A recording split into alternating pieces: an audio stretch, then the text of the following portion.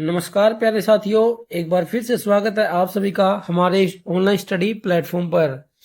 आज की क्लास में हम पढ़ने वाले हैं कैपेसिटर के बारे में। कल हमने रेजिस्टेंस वाला चैप्टर जो है खत्म कर लिया था। कौन से वाला? रेजिस्टेंस वाला।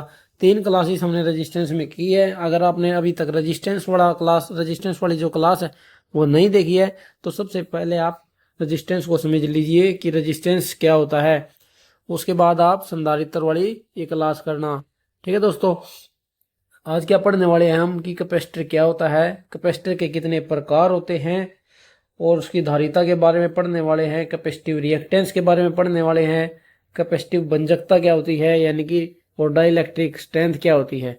आज की क्लास में हम ये सब कुछ पढ़ने वाले हैं कैपेसिटर के बारे में।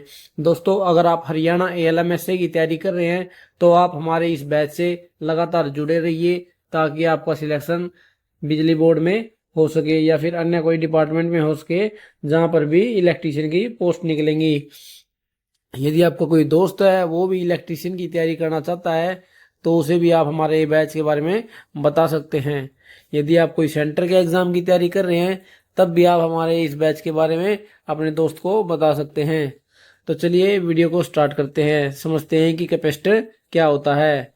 कैपेसिटर देखिए क्या होता है। दो धात्विक चालक प्लेटों के मध्य परावैद्युत माध्यम यानी कि कुचालक पदार्थ लगाकर बनाई गई युक्ति संधारित्र कहलाती है। क्या कहता है? मान लीजिए ये 2 चालक प्लेटें हैं। क्या है? ये 2 चालक प्लेटें हैं। ये इधर से पूरा सर्किट बना हुआ है। यहाँ पर मान लीजिए वोल्टेज लगी हुई है। क्या लगी हुई है? यहाँ से सोर्स लगा हुआ है, करंट का सोर्स लगा हुआ है यहाँ से। और यहाँ पर ये 2 चालक प्लेटें लगाई गई है। ये पॉजिटिव है, ये पॉजिटिव है और ये नेगेटिव है। अब इसके बीच में परावैद्युत माध्यम भरा जाता है। क्या? परावैद्युत माध्यम जो कि इंसुलेटर होता है। क्या होता है? इंसुलेटर, यानी कि करंट को इधर से उधर जाने के लिए रोकता है। ठीक है दोस्तों, लेकिन ये चालक प्लेटें होती हैं भी साइडों में इसके, यही कैपेसिटर होता है। क्या कहता है? 2 धात्विक चालक प्लेटों के मध्य परावैद्युत माध्यम यानी कि कुचालक पदार्थ लगाकर बनाई गई युक्ति ही संधारित्र कहलाती है। क्या कहता है? संधारित्र ऐसी युक्ति है जो वोल्टता में परिवर्तन का विरोध करती है। ये क्या है? संधारित्र जो है वोल्टता में परिवर्तन का विरोध करता है। और क्या कहता है? संधारित्र में परावैद्युत माध्यम यानी कि कुचालक जो इसके इन दोनों चालक प्लेटों के मध्य लगाया जाता है के रूप में माइका, एबोनाइट, वायु आदि का प्रयोग किया जाता है। किस किस पदार्थ का? या तो माइका का कर लेते हैं, एबोनाइट का कर लेते हैं या फिर वायु का। और भी काफी सारे पदार्थ होते हैं, जैसे पेपर का भी इस्तेमाल कर लिया जाता है और सिरेमिक का भी प्रयोग कर लिया जाता है।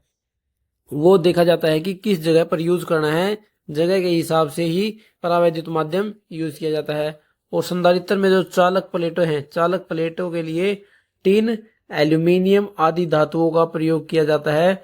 ठीक है दोस्तों, संधारित्र में जो चालक प्लेटें होती हैं टिन या फिर एल्यूमिनियम का प्रयोग किया जाता है। और संधारित्र की प्लेटों का ताप गुणांक सामान्यतः धनात्मक होता है। जैसा कि मैंने आपको पिछली क्लास में भी बताया रेजिस्टेंस वाली में, जो कंडक्टर होते हैं, कंडक्टर में ज्यादातर क्या होता है? धनात्मक, यानी कि पीटीसी का यूज किया जाता है। पीटीसी ताप गुणांक का प्रयोग किया जाता है। और ये होता है क्या है? धनात्मक ताप गुणांक मैंने आपको पहले बताया है, लेकिन आज फिर बता देता हूं। धनात्मक ताप गुणांक वो होता है यदि तापमान बढ़ाएंगे तो इन प्लेटों का प्रतिरोध भी बढ़ जाएगा। अगर यहाँ पर ऋणात्मक ताप गुणांक होता तो क्या होता?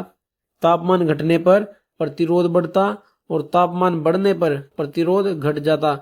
लेकिन यहाँ पर उल्टा है, यहाँ पर धनात्मक ताप गुणांक है। कैसा? धनात्मक ताप गुणांक। यदि प्रतिरोध तापमान बढ़ेगा तो इन प्लेटों का प्रतिरोध भी बढ़ जाएगा। ये कहना चाहता है ये। ठीक है दोस्तों, मैंने आपको पहले बता दिया था जहां पर ना कंडक्टर्स होते हैं, कंडक्टर में ना ज्यादातर पीटीसी का प्रयोग होता है, यानी कि धनात्मक ताप गुणांक वाले पदार्थ होते हैं वो। आगे देखते हैं टाइप्स ऑफ कैपेसिटर। कैपेसिटर जो है 2 प्रकार के। कैपेसिटर को 2 भागों में बांटा गया है। किस किस आधार पर? एक तो कार्य के आधार पर कि वो किस तरह कार्य करते हैं, और एक होता है इलेक्ट्रोलाइट पदार्थ के आधार पर। इलेक्ट्रोलाइट यानी कि जो उनके अंदर परावैद्युत कुचालक होते हैं उसके आधार पर 2 हिस्सों में बांटा गया। कार्य के आधार पर कौन से होते हैं? स्थिर मान वाला, समायोजित मान वाला। और परिवर्तित मान वाला, ठीक है। और इलेक्ट्रोलाइट यानी कि कुचालक पदार्थ पे के आधार पर पेपर संधारित्र का प्रयोग करते हैं। किसका? पेपर संधारित्र का, जो घरों में यूज होते हैं, जैसे पंखों में हो गया, मोटर्स में हो गया, वहां पर कौन सा यूज होता है? पेपर संधारित्र। और ये क्या है, जो ये ना हाई वोल्टेज का सामना भी कर सकते हैं। किसका? हाई वोल्टेज, हाई वोल्टेज का भी सामना कर सकते हैं, ठीक है। इनके जो कैपेसिटेंस है वो कितनी होती है? बहुत ही कम होती है। कितनी? 0.0005 माइक्रो फेरेड। माइक्रो फेरेड से 10 माइक्रो फेरेड तक।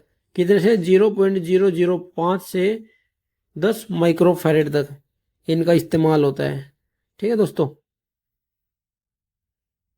अब आगे क्या है? आगे है पोलिस्टर। पोलिस्टर संधारित्र है, और सिरेमिक संधारित्र है, माइका संधारित्र है, और इलेक्ट्रोलाइटिक संधारित्र है। इन 5 भागों में किसे बांटा गया है? इलेक्ट्रोलाइट को। और कार्य के आधार पर 3 भागों में बांटा गया है, स्थिर मान, समायोजित मान और परिवर्तित मान।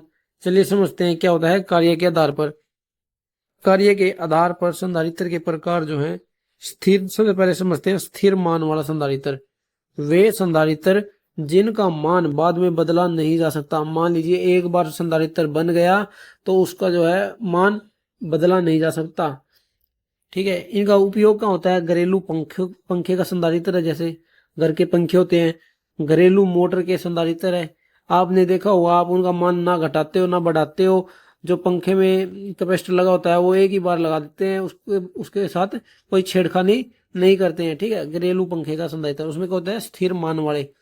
जैसे पेपर संधारित्र होते हैं, माइका संधारित्र होते हैं, या फिर सिरेमिक संधारित्र होते हैं।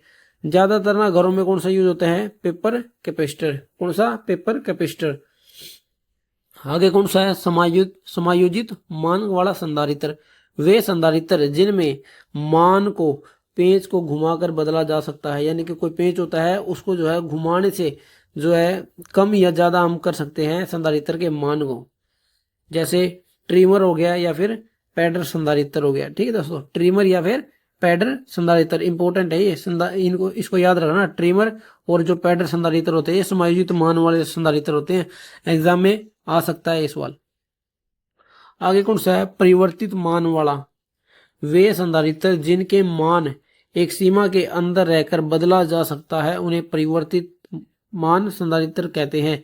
क्या होता है? एक मान लीजिए कोई सीमा है, ठीक है, उस सीमा के अंदर ही एक दायरे में रहकर ही इसका मान जो है बदला जा सकता है। और इनका प्रयोग कहाँ होता है? रेडियो आदि यंत्रों में आवृत्ति यानी कि फ्रीक्वेंसी को चेंज करने के लिए किसका यूज किया जाता है? रेडियो आदि में परिवर्तित मान वाले संधारित्र का। और ये होते कैसे हैं? इन्हें कहते हैं गैंग संधारित्र। क्या? गैंग संधारित्र या फिर वायु संधारित्र। इंपॉर्टेंट है ये भी दोस्तों, एग्जाम में पहले आया हुआ सवाल है कि आवृत्ति परिवर्तन के लिए किस चीज का, कौन से कैपेसिटर, किस तरह के कैपेसिटर का प्रयोग किया जाता है। उसमें ऑप्शन आया था वायु संधारित्र का। किसमें? वायु संधारित्र का। इसरो के एग्जाम में ये सवाल पूछा जा चुका है, ठीक है दोस्तों। वायु संधारित्र या फिर गैंग संधारित्र होते हैं जिनका प्रयोग आवृत्ति परिवर्तन के लिए किया जाता है। और ये किस तरह के होते हैं? ये होते हैं परिवर्तित मान वाले, ठीक है। आगे चलते हैं। आगे क्या है? धारिता यानी कि कैपेसिटेंस क्या होती है? धारिता यानी कि एक जो संधारित्र है वो अपने अंदर कितनी धारिता को संग्रह कर सकता है, ये होता है धारिता। संधारित्र में आवेश संग्रह करने के गुण को ही धारिता कहते हैं। यानी कि क्या है? कैपेसिटेंस जो है, कैपेसिटर अपने अंदर जो है आवेश का संग्रहण करता है और उसी को क्या कहते हैं? धारिता कहते हैं। इसका फॉर्मूला क्या होता है संधारित्र का की धारिता का?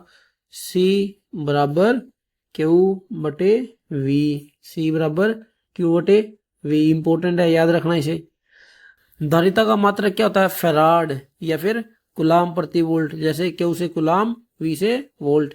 कूलाम प्रति वोल्ट भी कह सकते हैं इसको, या फिर हम फैराड भी कह सकते हैं। फैराड आपने घरों में भी देखा होगा, जब भी आप कहीं दुकान पर जाते हैं कैपेसिटर लेने के लिए, आप क्या कहते हैं? 2.5 माइक्रोफैराड का दे दो, 3.25 माइक्रोफैराड का दे दो, 5 माइक्रोफैराड का दे दो, ठीक है दोस्तों। और उस पर लिखा भी होता है, कैसा साइन होता है? माइक्रोफैराड, ऐसा, ठीक है दोस्तों। फैराड जो है बड़ा मात्रक होता है, इसकी वैल्यू क्या है, बहुत ही ज्यादा होती है। फैराड जो है मात्रक बहुत बड़ा होता है, इसलिए इसको माइक्रो फैराड या फिर नैनो फैराड में व्यक्त किया जाता है। कैसे, 2.5 माइक्रो फैराड, 5 माइक्रो फैराड ऐसे। और माइक्रो में क्या होता है, एक माइक्रो में, एक फैराड में 10⁻⁻6 माइक्रो फैराड होते हैं। माइक्रो फैराड किसको बोलते हैं, 10⁻⁻6 को। और नैनो फैराड किसको बोलते हैं, 10⁻⁻9 माइक्रो 9 नैनो फैराड को। 10⁻⁻9 को क्या बोलते हैं, नैनो फैराड। और एक होता है पिको फैराड, क्या, पिको, पिको फैराड, उसको कहते हैं 10⁻⁻12। 10⁻⁻12 किसको कहते हैं, पिको फैराड को। ठीक है दोस्तों, उम्मीद है आप सभी को इतना समझ आ गया होगा। ये फॉर्मूला यहां पर याद रखने वाला, C = Q/V। अब क्या है, संधारित्र में ऊर्जा सदैव इलेक्ट्रोस्टैटिक के रूप में रहती है, ये भी याद रखने वाली चीज है। संधारित्र में क्या है, जो ऊर्जा होती है ना, वो सदैव इलेक्ट्रोस्टैटिक के रूप में होती है। किसके, इलेक्ट्रोस्टैटिक के रूप में। अब देखिए कैपेसिटेंस किस पर निर्भर करता है, वो यहां पर दिखाया हुआ है। C = E0 ER A/D। E0 क्या है, परावैद्युत, उसकी निर्वात की विद्युतशीलता। ई से क्या मतलब है, ई का मतलब है विद्युतशीलता, विद्युत, विद्युत, विद्युतशीलता। ई किसको डिनोट करता है, विद्युतशीलता को। अब E0 है, E0 यानी कि खाली जगह, खाली जगह की विद्युतशीलता को E0 डिनोट करता है। ER जो है परावैद्युत माध्यम की विद्युतशीलता को डिनोट करता है। ए जो है प्लेटों के क्षेत्रफल यानी कि एरिया को डिनोट करता है। और डी जो है प्लेटों के बीच की दूरी को डिनोट करता है। अब आगे समझते हैं कि धारिता को प्रभावित करने वाले कारक कौन कौन से, यानी कि धारिता किस किस कारक पर निर्भर करती है। धारिता प्लेटों के क्षेत्रफल के समानुपाती होती है, बिल्कुल होती है, हमने देखा। सी जो है समानुपाती होता है ए के, ठीक है, यानी कि एरिया के प्लेटों के क्षेत्रफल के ऊपर डिपेंड करती है, उसके समानुपाती होती है। धारिता जो है प्लेटों की मध्य की दूरी के व्युत्क्रमानुपाती होती है, ये भी हमने देखा। सी जो है डी से व्युत्क्रमानुपाती है, सी समानुपाती 1/d। देख लीजिए, यदि डिस्टेंस ज्यादा है यानी कि प्लेटों के बीच की दूरी ज्यादा है तो कैपेसिटेंस कम होगी, यदि दूरी कम है तो कैपेसिटेंस ज्यादा हो जाएगी। क्या है, दूरी कम है, अगर दूरी कम है तो कैपेसिटेंस ज्यादा हो जाएगी। प्लेटों की मध्य की दूरी के व्युत्क्रमानुपाती होता है। धारिता पदार्थ के माध्यम की विद्युतशीलता के समानुपाती होती है, बिल्कुल होती है। सी समानुपाती होती है ER, ठीक है। धारिता जो है तापमान पर भी निर्भर करती है, ताप गुणांक पर मान लो, ठीक है ना, तापमान पर भी निर्भर करती है धारिता। ज्यादा तापमान होगा तो कम कम धारिता होगी उसके अंदर, ठीक है ना। धारिता जो है प्लेटों के प्रतिरोध पर भी निर्भर करती है, ठीक है ना, किस पर, प्लेटों के प्रतिरोध पर भी निर्भर करती है। धारिता जो है प्लेटों की संख्या पर भी निर्भर करती है कि कैपेसिटर के अंदर कितनी प्लेटें लगी हुई है, उस पर भी निर्भर करती है धारिता। धारिता जो है वोल्टेज पर निर्भर नहीं करती, क्या कहता है, वोल्टेज, जो वोल्टेज होता है वोल्टेज पर निर्भर नहीं करती। क्या, कैपेसिटेंस यानी कि धारिता वोल्टेज पर निर्भर नहीं करती, इन सभी चीजों पर करेगी लेकिन वोल्टेज पर नहीं करेगी, ठीक है ना। आगे चलते हैं। धारितीय प्रतिबाधा क्या होती है, यानी कि कैपेसिटिव रिएक्टेंस क्या होता है। किसी परिपथ में प्रत्यावर्ती धारा, क्या, प्रत्यावर्ती धारा यानी कि एसी करंट प्रवाह के लिए संधारित्र द्वारा किया जाने वाला विरोध धारितीय प्रतिबाधा कहलाती है। जैसे एक नॉर्मल सर्किट होता है, नॉर्मल सर्किट में एक रेजिस्टेंस की तरह एक कैपेसिटिव रिएक्टेंस जो है कैपेसिटर में रिएक्शन करता है। जैसे जो नॉर्मल सर्किट होता है उसमें क्या करता है, रेजिस्टेंस धारा के प्रवाह का विरोध करता है, उसी तरह कैपेसिटर के अंदर कैपेसिटिव रिएक्टेंस होती है जो कि धारा प्रवाह के लिए, धारा प्रवाह का विरोध करती है। यही कह रहा है किसी परिपथ में एसी करंट प्रवाह के लिए संधारित्र द्वारा किया जाने वाला विरोध ही धारितीय प्रतिबाधा कहलाती है। नॉर्मल सर्किट में जैसे रेजिस्टेंस जो है करंट के प्रवाह का विरोध करता है, उसी तरह कैपेसिटर में कैपेसिटिव रिएक्टेंस करंट प्रवाह के लिए विरोध करती है, ठीक है। इसका प्रतीक क्या होता है, XC, रिएक्टेंस को क्या डिनोट करता है, एक्स। रिएक्टेंस का मात्रक क्या है, रिएक्टेंस का मात्रक होता है एक्स। और सी जो है कैपेसिटर को डिनोट कर रहा है, किसको, कैपेसिटर को। सी किसको कर रहा है, कैपेसिटर को। इसका मात्रक क्या होता है, ओम होता है।